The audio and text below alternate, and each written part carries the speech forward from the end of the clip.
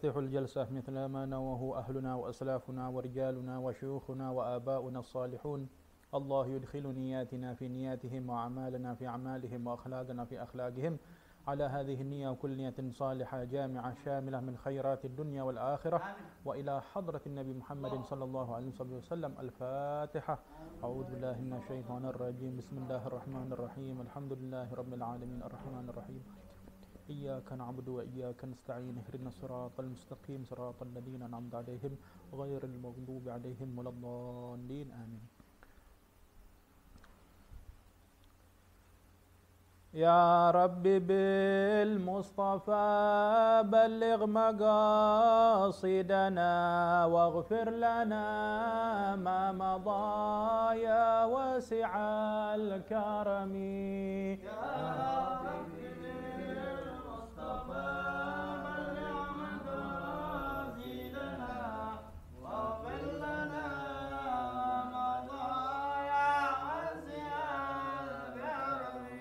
محمد سيد الكونين والثقلين والفريقين من عرب ومن عجم. يا رب بالمصطفى بلغ مقاصدنا واغفر لنا ما مضى يا واسع الكرم.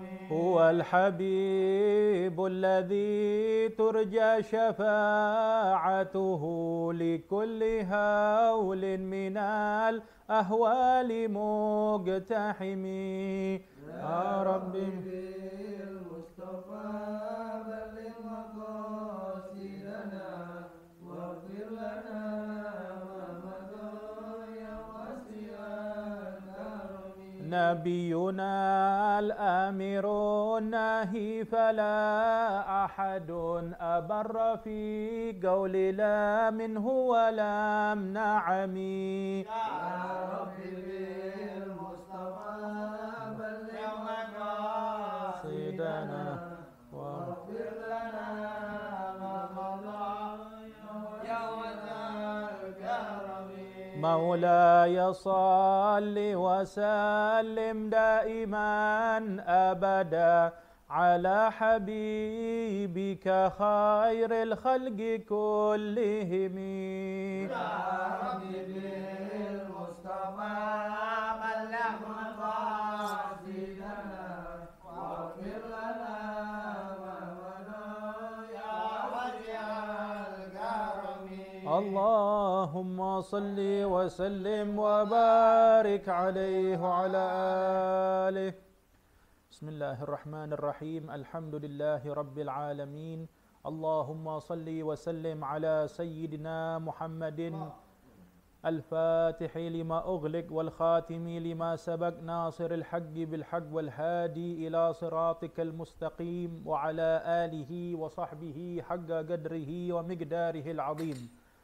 أما بعد نويت التعلم والتعليم والتذكر والتذكير والإفادة والاستفادة والحث على التمسك بكتاب الله وسنة رسوله والدعاء إلى الهدى والدلالة على الخير ابتغاء مرضاته وقربه وثوابه سبحانه وتعالى.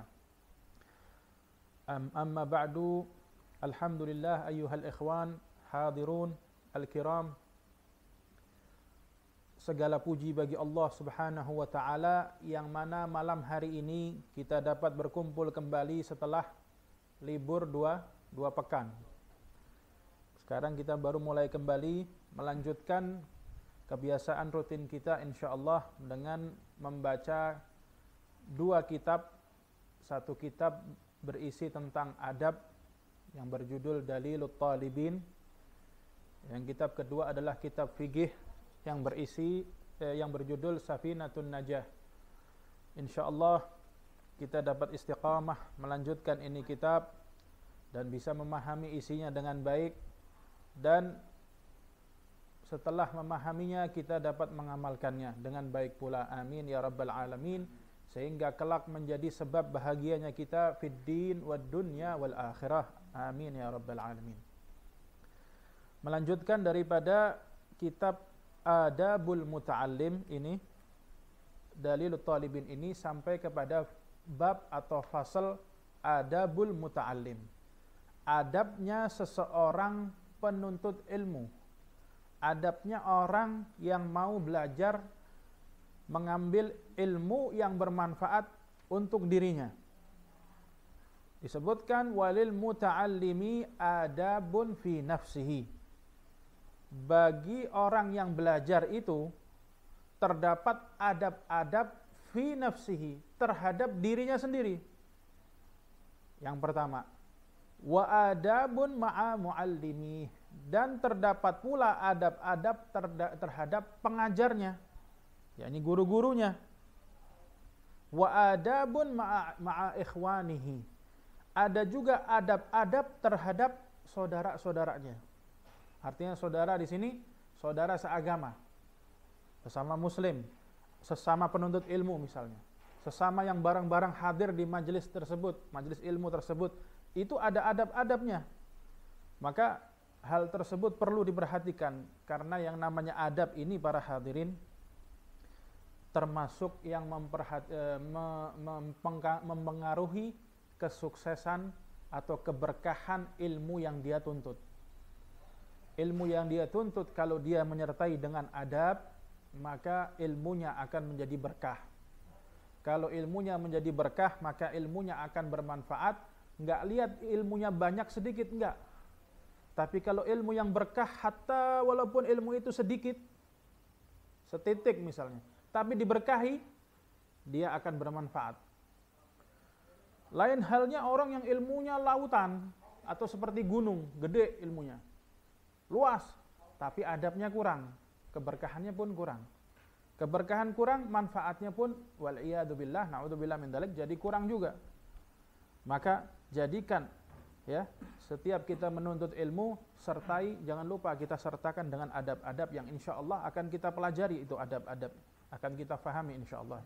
Dan Allah berikan taufik kepada kita untuk mampu mengamalkan adab tersebut. Amin ya rabbal alamin. Sampai ada seorang ulama mengatakan, ya, kalau memberikan satu gambaran, kalau ilmumu seberat 1 kilo, maka jadikan adabmu seberat 2 kilo. Artinya adab harus lebih luas lagi dibanding dia punya ilmu. Ente nuntut ilmu, nuntut. Maka jangan lupa nuntut adab. Saking pentingnya itu adab. Ya. Dan adab ini luas. Bahkan yang kalau sesuatu yang sedikit Allah berkahi itu terasa sangat banyak, terasa sangat manfaatnya.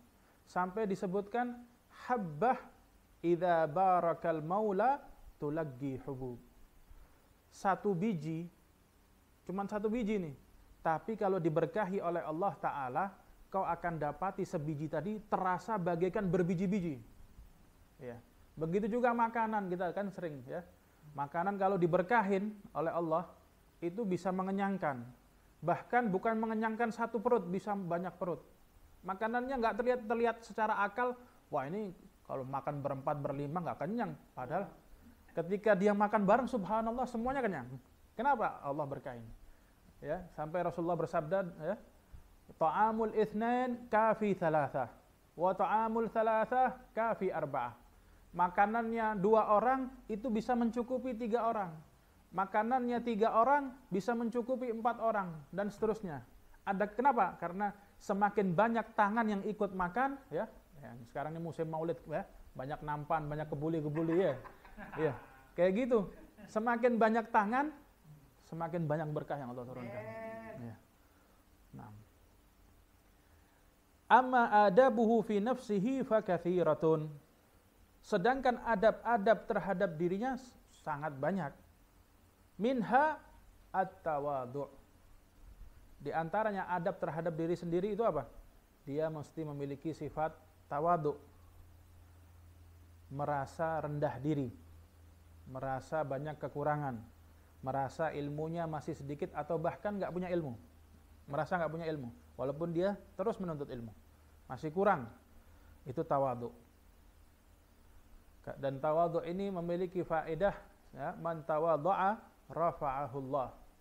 Siapa yang bertawadhu', yang rendah diri, Allah akan angkat dia punya derajat. Kalau mau diangkat derajatnya, dia mesti punya sifat tawadhu, rendah diri. Wa tarkal ujub, dan berusaha untuk meninggalkan rasa ujub, rasa bangga terhadap diri sendiri. Oh, ana hebat ya, ana bisa hafal ini, ana bisa paham ini, ana bisa begini, ana bisa mengajar, ana bisa berceramah, dan seterusnya. Dia tinggalkan itu semua, tinggalkan rasa ujub. Wasidgu liyakuna mahbuban mawthuqan bihi, dan dia mesti memiliki sifat sungguh-sungguh terhadap apa yang dia cari, yang dia tuntut, keberkahan, kalau ilmu yang bermanfaat, dia sungguh-sungguh. Liyakuna mahbuban, supaya dengan berkat dia sungguh-sungguh, dia akan menjadi seorang yang mahbub, dicintai oleh kawan-kawannya. Mawthuqan bihi, dipercaya. Karena apa? Dia punya kesungguhan, kejujuran. Sehingga dengan kesungguhan dan kejujuran tersebut dia dipercaya. Ini benar-benar serius nih orang, nggak main-main. Ya. Tapi kalau dia hanya gambarnya doang, ngomongnya tinggi, anak begini, pas prakteknya lain, nggak dipercaya, omong doang nih orang. Iya. Nah begitu. Wa minha an yakuna waguran fi misyatih. Di antaranya lagi adab terhadap diri sendiri itu bagi seorang penuntut ilmu, dia itu jalan dengan penuh ketenangan dalam berjalan, tidak gerusak-gerusuk, tidak seperti ngejar atau dikejar orang, enggak, tapi dia tenang, yakin langkahnya, tahu tujuan dia keluar, dia mau kemana, dia tahu tujuannya, tapi dengan tenang dan penuh wibawa, berusaha untuk menjaga langkahnya dengan penuh wibawa. Kecuali dia mungkin sesekali waktu butuh gerakan-gerakan yang cepat karena keadaan yang darurat misalnya. Ya. Misalnya ada orang yang membutuhkan bantuan di rumahnya sehingga dia buru-buru keluar dari majelisnya atau dari masjid misalnya, buru-buru. Sebagaimana dulu pernah dicontohkan oleh Rasulullah sallallahu alaihi wasallam. Saat itu Rasulullah salat agak cepat daripada biasanya. Begitu salam Rasulullah tidak berzikir panjang-panjang, langsung bangun segera. Maka sahabat heran, ada apa ini? Enggak seperti biasanya. Rasulullah seperti itu. Maka apa jawab ketika itu? Ada sahabat bertanya, ya Rasulullah, yang kau lakukan baru saja enggak seperti biasanya. Kau sangat tertampak, engkau terburu-buru. Maka apa jawab Nabi kita Muhammad SAW? Beliau bersabda, aku teringat di rumah ada lempengan emas yang belum aku bagikan kepada orang lain yang butuh. Jadi aku nggak mau lama-lama ada di rumahku itu lempengan, nggak mau. Jadi beliau buru-buru ambil cari orang yang butuh, nih dikasih. Ya kalau itu lain, itu ada hajat di situ. Maka dari pelajaran itu diambil bahwasanya kalau kita ada hajat, boleh sesekali waktu kita terburu-buru. Ya. Ya. Cuman tetap mesti merhatiin juga, melangkah ya, lihat depan, lihat kanan, lihat kiri, jangan buru-buru nggak pakai lihat, wah ada tembok di tabrak aja, nyebrang nggak pakai nengok kanan kiri, waduh, apalagi dicondet. Masya Allah. Rame. Hukumnya dosa nggak? Apa itu? Buru-buru tapi mau ngaji. Buru-burunya dia ada tujuan nggak? Artinya kalau dia nggak buru-buru, nggak telat dan nggak masalah. Kalau nggak masalah jangan buru-buru. Itu dia. Tapi kalau dia aneh lagi ditunggu nih, mesti cepet. Nah itu lain. Buru-burunya dia ada faedah di situ. Ya di situ. Nah, nggak apa-apa kalau seperti itu. Tapi kalau nggak ada tujuan, cuman pengen cepet aja biar sampai di situ duluan, ya, itu lain. Nggak. Ya. Nah. Ada orang yang senang datang awal di majelis, ada.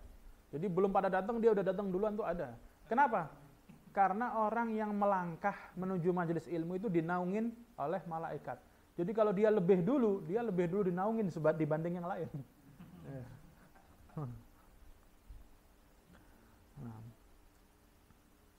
Ghadan tarfahu anin nadari ilal muharramat. Begitu juga dalam berjalan, entah berjalan kaki, naik kendaraan kah, ya, itu dia menundukkan pandangannya daripada hal-hal yang haram, ya. Terkadang ya tanpa sengaja di jalan itu nampak sesuatu yang dilarang. Kita nggak nyengaja nyari mana nih, enggak. Tapi terkadang nampak. Maka kata Rasulullah SAW, menurut sabda beliau, apabila engkau terlihat tanpa sengaja, maka pandanganmu yang tanpa sengaja itu dimaafkan. Tapi setelah itu kau segera berpaling. Jangan alasan belum kedip, jadi belum selesai waktunya, masih ada waktu. Jangan. Iya. Terusin ya. Akhirnya ditahan tuh nggak kedip-kedip, masya Allah. Jangan. Itu kalau yang seperti itu enggak. Batasnya itu ketika dia ngelihat, pas yang ngelihat ini dimaafu, setelahnya dia harus berpaling. Sebagaimana Al-Imam Asy-Syafi'i rahimahullahu taala pernah beliau lagi belajar di masjid di Mesir, di Baghdad. Beliau baca satu kitab, tahu-tahu ada perempuan tua nih. Bukan perempuan masih muda, ya, enggak, tua. Pas naik tangga masjid, Imam Syafi'i enggak sengaja ngelihat ini pas naik bajunya ketarik nih si perempuan, kelihatan betisnya. Betis si perempuan tadi. Kelihatan enggak sengaja, begitu ngelihat terus beliau berpaling. Itu enggak sengaja. Enggak sengaja, subhanallah, setelah melihat itu hafalan beliau berkurang. Enggak sengaja. Hah? Padahal itu wanita tua. Itu Imam Syafi'i lihat kitab, loh, biasanya anak ngelihat ini, pindah sini, yang ini langsung hafal. Imam Syafi'i begitu. Baca ini kitab, halaman, terus pindah ke sini, yang ini udah hafal. Itu Imam Syafi'i. Tapi kali ini kok nggak kayak gini ya? Susah sekali. Akhirnya itu di masa mudanya Imam Syafi'i, di masa masih perjaka. Maka Imam Syafi'i mengeluhkan kepada sang gurunya yang mengajari ilmu adab, yaitu Imam Waqi' rahimahullahu ta'ala. Maka apa yang dikatakan oleh Imam Syafi'i dalam bentuk syairnya, syakautu ila waqi'in su'a hifdhi fa'arsyadani ila tarkil ma'asi. Aku mengeluh kepada guruku Imam Waqi' akan jeleknya hafalanku, enggak seperti biasanya. Maka jawab Imam Waqi', fa'arsyadani ila tarkil ma'asi, dan menunjukiku atau mengajariku agar meninggalkan yang namanya maksiat. Kemudian dilanjutkan, waqila bi annal ilma nurun wa nurullah la yu'ta li'asi. Dikatakan bahwa ilmu itu cahaya, dan cahayanya Allah tidak akan bergabung dengan yang namanya maksiat, enggak bakal ketemu. Itu padahal karena enggak sengaja aja. Bagaimana kalau orang yang sengaja? Tambah lagi, hilang semua hafalannya. Ya. Itu Imam Syafi'i. Beliau tanpa sengaja, yang dilihat wanita tua lagi. Nah. Waalaikumsalam. Fadal.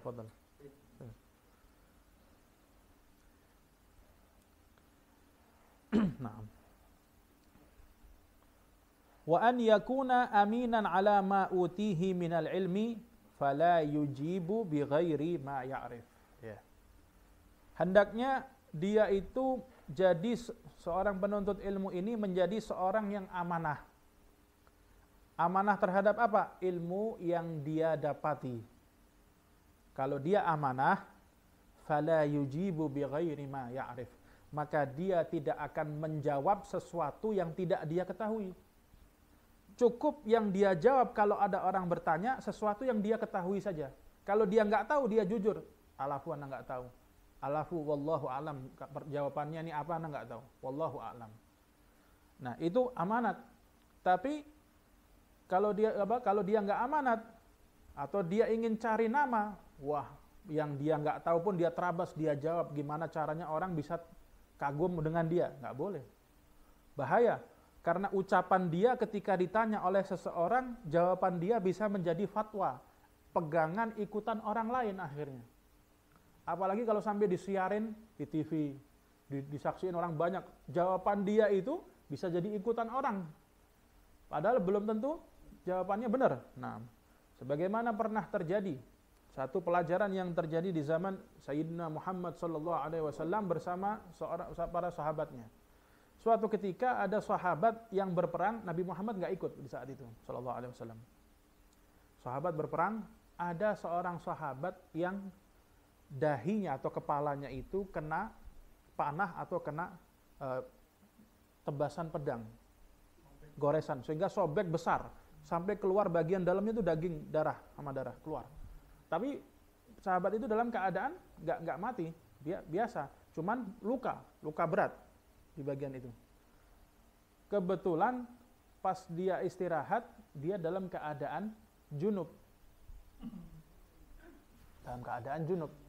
Lalu sahabat ini karena dia bukan sahabat yang mengerti dalam bab itu, dia bertanya kepada beberapa orang sahabat yang lain, saya mau bertanya, bagaimana hukumnya saya yang sedang junub ini lalu ada luka di sini? Apakah saya tetap mandi wajib dan air sekarang ini dalam keadaan sangat dingin? Apakah saya tetap wajib mandi dengan air tersebut? Apakah bagaimana? Maka di situ ada salah seorang yang menjawab langsung tanpa berpikir panjang. Oh iya, tetap wajib. Tetap wajib ente. Akhirnya apa yang terjadi? Karena dia percaya dengan jawaban tadi, diikuti. Langsung mandi. Pas dia siram tuh air dingin masuk ke dalam kepalanya, beku darahnya di otak, meninggal. Karena air tadi. Lihat, karena satu fatwa yang tidak diketahui asal dijawab, terjadi itu. Sehingga kejadian tersebut dilaporkan kepada Sayyidina Muhammad SAW. Ketika sampai kepada Rasulullah, maka Rasulullah siapa yang menjawab, yang menyuruh dia sampai mandi? Diceritakan begini-begini. Maka siapa yang menjawab tersebut? Fulan bin Fulan, ditunjuk. Maka Rasulullah berkata apa? Aku tidak ikut tanggung jawab atas jawaban yang sembrono yang kau sampaikan kepada orang tersebut. Rasulullah berlepas diri. Ya. Itu bahayanya fatwa atau jawaban yang tidak kita ketahui. Kalau kita nggak tahu, kita jawab nggak tahu. Kalau kita tahu sedikit, kita jawab sedikit. Jangan tahu sedikit, jawabnya panjang. Wah, hebat ini. Padahal jawaban panjangnya belum tentu. Iya. Taunya sedikit, jawabnya panjang. Masya Allah nih. Wah, ini ilmunya luas nih. Orang yang nggak tahu, nganggapnya gitu. Iya. Padahal kita suruh amanah. Kita disuruh amanah. Begitu juga yang dalam ilmu dikatakan boleh, sampaikan boleh. Yang dalam ilmu dikatakan nggak boleh, sampaikan nggak boleh. Yang dalam ilmu terjadi perbedaan pendapat, ada ulama bilang boleh, ada yang nggak boleh, sampaikan. Itu namanya amanah. Nah. Wa min adabil muta'allim fi talabil ilmi taharatul qalbi 'anil mukhalafat. Dan termasuk adab-adabnya seorang penuntut ilmu dalam menuntut ilmu, ketika dia sedang menuntut ilmu, apa yang harus dia lakukan? Taharatil qalbi 'anil mukhalafat. Berusaha membersihkan dia punya hati dari segala hal yang bertentangan.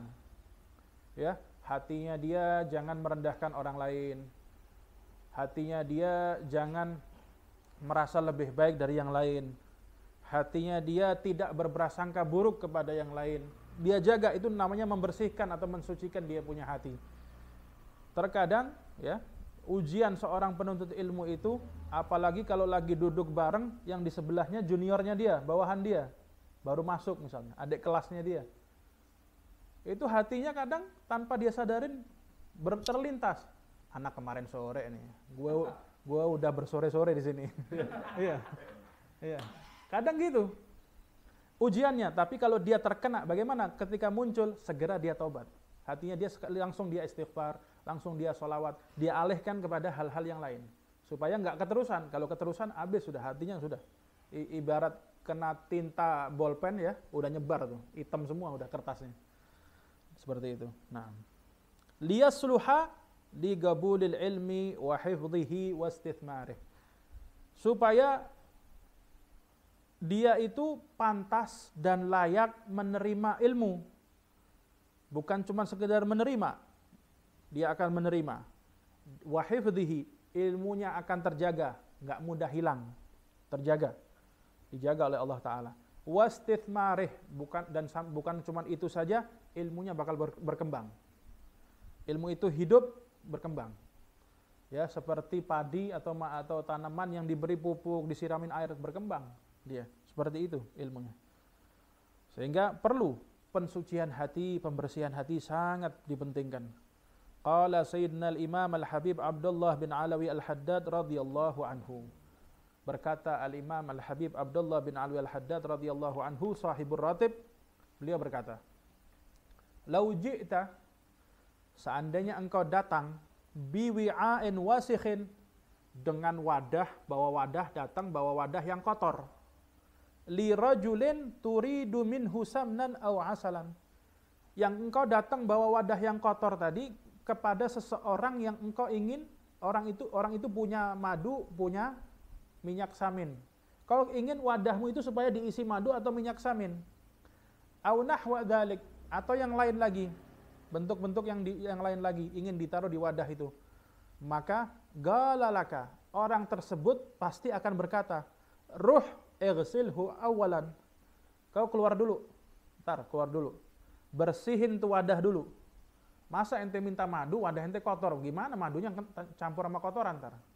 Masa ente minta minyak samin, ntar samin bercampur sama kotoran, bersihin dulu wadahnya. Hadza fi umurid dunya. Ini baru berurusan dengan perkara dunia yang kayak gini. Fa kaifa tudha'ul asrar fil qulubil wasikhah. Maka bagaimana mungkin rahasia-rahasianya Allah akan diletakkan dalam hati yang kotor? Sama. Pasti kita disuruh bersihin dulu. Nah, wadah kita yang ada ini adalah hati kita. Seperti tadi permisalan itu adalah hati kita. Maka perlu dibersihkan sehingga layak mendapat sesuatu yang besar dari sisi Allah Subhanahu wa taala. Seseorang yang memiliki hati yang bersih, dia berhak menerima pemberian-pemberian yang lain daripada Allah Subhanahu wa taala, yang istimewa. Au kama qala radhiyallahu anhu. Wa minha al-ikhlasu lillah fi ta'allumil ilmi. Di antaranya lagi adab-adabnya seorang penuntut ilmu dalam menuntut ilmu, al-ikhlasu lillah fi ta'allumil ilmi. Dia berusaha mendidik dia punya hati, mengajak hati dia betul-betul ikhlas karena Allah Ta'ala dalam menuntut ilmu. Sebab kalau dia ikhlas, itu pahalanya menuntut ilmu udah nggak karu-karuan, hebatnya, dahsyat, luar biasa. Ya, kita sering mendengar. Nanti kita insya Allah satu persatu akan kita sampaikan. Cukuplah Allah menyebut dalam Al-Quran setelah Allah dan para malaikatnya adalah ulul ilmi. Allah sebut di urutan ketiga setelah Allah, malaikat, ulul ilmi. Orang-orang yang diberi kesempatan untuk mendapatkan ilmu. Kata Imam Ghazali, kalau nggak ada ayat lain, nggak ada hadis lain tentang keutamaan menuntut ilmu, cuman satu ayat ini cukup sebagai satu kebanggaan buat seorang penuntut ilmu. Satu karunia yang besar buat seorang penuntut ilmu. Allah jadikan orang ketiga setelah Allah dan para malaikatnya. Al-ikhlasu lillah fi ta'allumil ilmi. Ikhlas karena Allah dalam menuntut ilmu. Ya. Beb, Ustadz, saya dalam menuntut ilmu dari awal memang belum bisa ikhlas. Masih ada tujuan-tujuan yang lain. Gimana? Apa saya tinggal aja nggak usah taklim, nggak usah ngaji? Enggak. Kata ulama, tetap engkau ngaji, tetap engkau terus sambil engkau memohon kepada Allah agar dibersihkan engkau punya hati dan Allah jadikan ikhlas. Nanti dengan seiring berjalannya waktu, Allah akan perbaiki engkau punya hati. Tapi pasang hati, pasang niat. Ya Allah, saya belum bisa ikhlas, tapi saya ingin ikhlas ya Rabb. Ya Allah, saya belum bisa ikhlas, tapi saya ingin mendapatkan masukan-masukan ilmu yang bermanfaat yang akan mengarahkan saya kepada keikhlasan. Terus kita pasang di hati seperti itu, insya Allah kita punya hati akan terarah dengan berjalannya waktu. Ya. Tapi kalau kita tinggalin, saya belum bisa ikhlas, mendingan di rumah aja deh, salah. Kalau dia begitu, syaitan berhasil. Alhamdulillah, syaitan senang. Wah, sukses aneh. Nggak pakai repot-repot tuh orang, dia was-was hatinya merasa nggak ikhlas, dia nggak hadir majelis ilmu. Berhasil aneh. Tugasannya selesai. Aneh cari mangsa yang lain. Ya. Nah. Waltimasil faidati haitsu kanat. Dan mengambil faedah ya dari manapun datangnya. Seorang penuntut ilmu termasuk daripada adabnya dia mengambil faedah dari manapun dia. Jadi dia nggak cuma ngambil faedah orang yang sesuai selera dia, nggak. Ini ana mau ngambil dari dia karena ini orang alim besar. Oh ya boleh, tapi giliran orang alim yang lain nggak dianggap, salah. Itu satu kesalahan. Enggak. Tapi adab seorang penuntut ilmu yang sebenarnya dia ngambil faedah dari manapun. Ya, sampai dikatakan oleh Al-Habib Zain bin Ibrahim bin Sumaid Madinatul Munawwarah, termasuk adabnya para habaib besar itu, mereka mengambil ilmu dari orang yang selevel dengannya, kemudian mengambil ilmu dari orang yang di atasnya, lebih hebat dari dirinya, dia ambil, dan mengambil ilmu dari orang yang levelnya di bawah dia. Ya, junior-juniornya dia, atau orang yang ilmunya memang masih dasar, tapi dia tetap berusaha ngambil, karena bisa jadi ya dari orang yang di bawah dia ada faedah-faedah yang belum pernah dia dengar sebelumnya, ada keluar. Jangankan dari orang yang penuntut ilmu, kadang dari orang awam keluar dari mulutnya suatu ilmu. Terkadang dari orang yang berbuat maksiat sekalipun, terkadang dia dapat hidayah, keluar dari mulutnya ilmu yang bermanfaat, bisa diambil. Nah, selama dia bisa mengetahui ini ilmu, ini bermanfaat, kenapa enggak ana ambil? Ya. Kenapa enggak ana ambil? Ambil itu ilmu. Sampai dikatakan undur ma qila wala tandur ala man qal. Lihatlah apa isi yang disampaikan. Jangan lihat siapa yang berbicara. Alah, ini dulu temenane main gunduk bareng, ngapain ini? Ya, sekarang jadi ustadz gede misalnya. Dia yang diingat yang zaman-zaman dulunya, ya. Enggak, tetap dia ambil. Dan seterusnya. Nah, itu perlu. Itu termasuk adab seorang penuntut ilmu. Makanya seorang penuntut ilmu dia selalu ready, biasanya catatan kecil, entah dalam notes, entah kertas, entah sekarang ada handphone, dia bisa catat di handphone dan seterusnya. Bagaimanapun caranya, dia tetap berusaha ngambil faedah dari siapapun. Atau ada juga yang dengan cara begini, ya tiap orang punya cara macam-macam. Dia ngedengerin, dia nggak nyatat dulu. Setelah selesai itu dia baru nginget satu persatu dia catat. Itu kalau dia mampu begitu, ada yang seperti itu. Ada yang di rumah, sampai di rumah dia buka catatannya, dia ingat tadi yang di majelis apa aja dia catat. Itu bagi yang mampu. Ada juga yang langsung catat. Ada yang dengan recorder, ada yang dengan selembaran kertas dengan notes dan lain sebagainya. Nah, wattakhaffufu minat ta'ami wal manam. Ya. Kemudian dia berusaha meringankan makan dan tidurnya. Ini. Makannya dia ringanin. Ya. Kebuli senampan buat berempat, dia makan sendiri. Misalnya. Habis lagi. Kalau nggak habis ya lain. Ya, bungkus ya buat orang rumah. Enggak apa-apa. Jangan bilang boleh.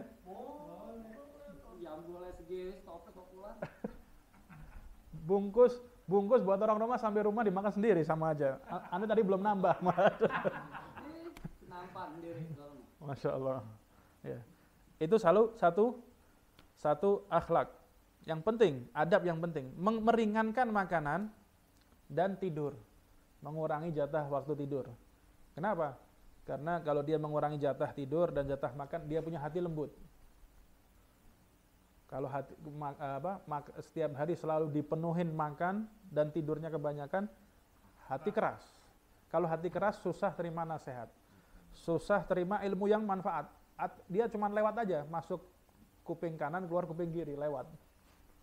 Atau bahkan nggak pakai lewat kuping kiri, masuk kanan mental lagi keluar.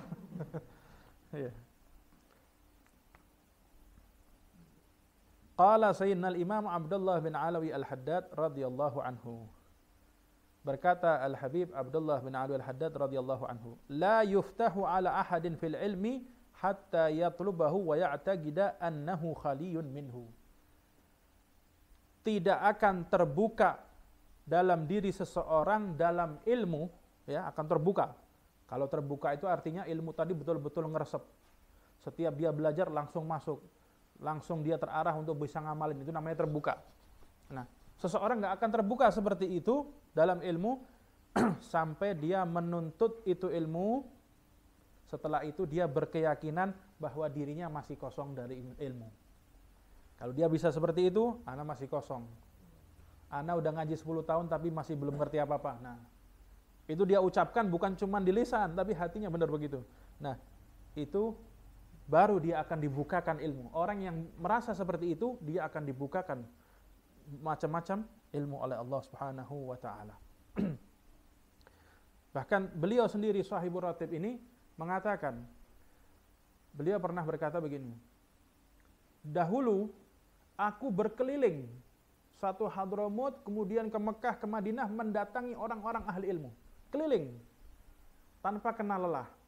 Dan setelahnya aku selesai keliling, maka dibalik giliran orang lain berkeliling mendatangi orang-orang dari berbagai daerah mendatangiku. Maka ditanya, ya Habib, dengan apa engkau bisa mendapatkan ilmu yang begini luar biasa? Maka beliau menjawab dengan dua hal. Aku dapatkan ilmu, pertama, aku kosongkan hatiku daripada dunia. Artinya bukan berarti nggak boleh cari dunia atau nggak boleh memiliki dunia, enggak. Cari dunia, memiliki dunia, tapi tanpa meletakkan di hatinya. Cukup di tangannya. Dia kosongkan hatinya daripada dunia, kata beliau, aku kosongkan hatiku dari dunia. Dan yang kedua, aku dapat ilmu dengan jalan at-tadarru' fi jawfil lail. Dengan bermunajat, memohon kepada Allah di setiap penghujung malam. Aku menangis kepada Allah Ta'ala. Dengan dua hal ini, Allah berikan aku ilmu yang luas. Nah, radhiyallahu ta'ala anhu arba. Sampai di sini, kitab ini akan kita tutup, akan pindah ke kitab Safinah. Tapi sebelumnya ada yang ingin bertanya, tafadhol, kalau ada yang mau ditanyakan. Ya.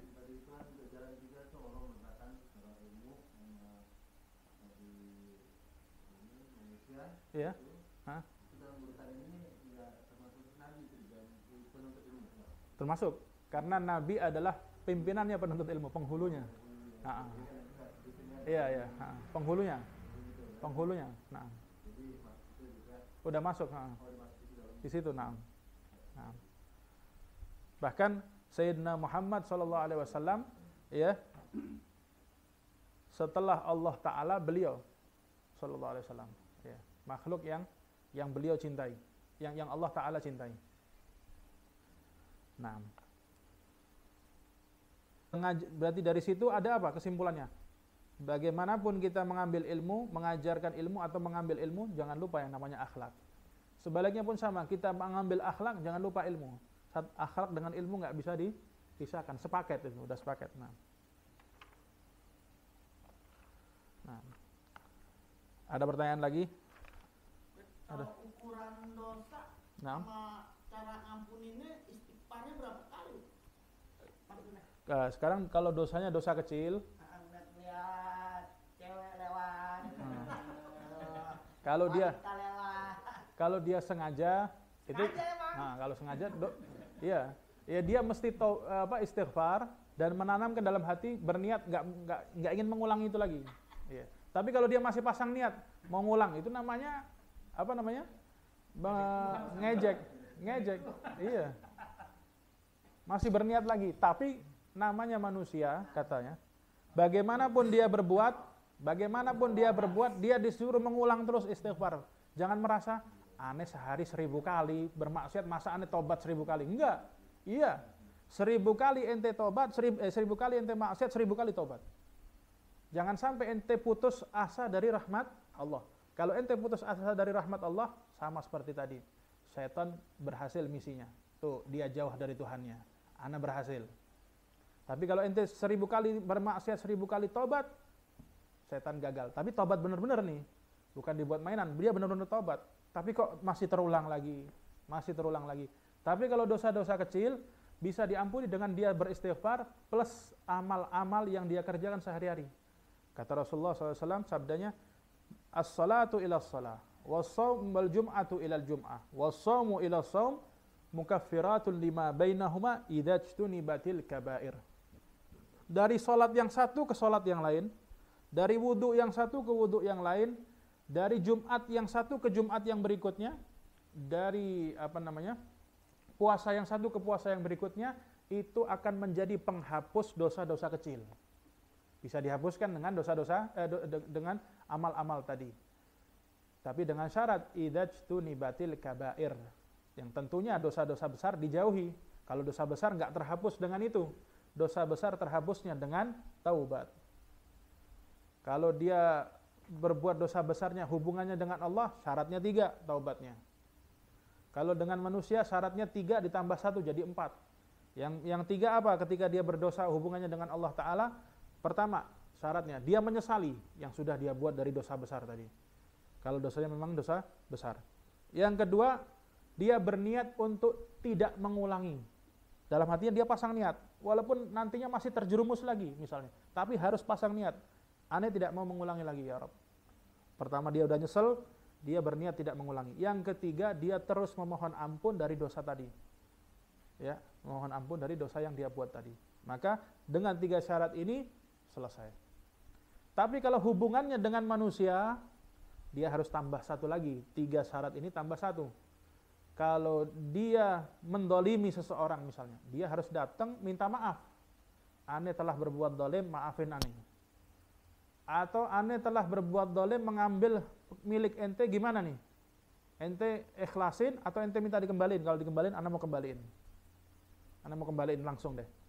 Misalnya, oh nggak usah, ya udah rezeki itu. Kalau dia bilang nggak usah, ane ikhlasin. Ente taubat, ane senang, udah senang misalnya. Atau ya udah ente kembaliin, maka wajib dikembalikan. Tapi gini, ini milik ente, ana baru punya separuh nih, separuhnya belum ada. Ya udah, separuh dulu, ntar kalau ente sudah punya sisanya ente bayarin. Maka yang seperti itu syaratnya ketika hubungan dengan manusia harus ada 4 syarat ini, taubatnya. Maka ketika 4 ini dipenuhi, wajib dia meyakini taubatnya diterima oleh Allah Ta'ala. Nah.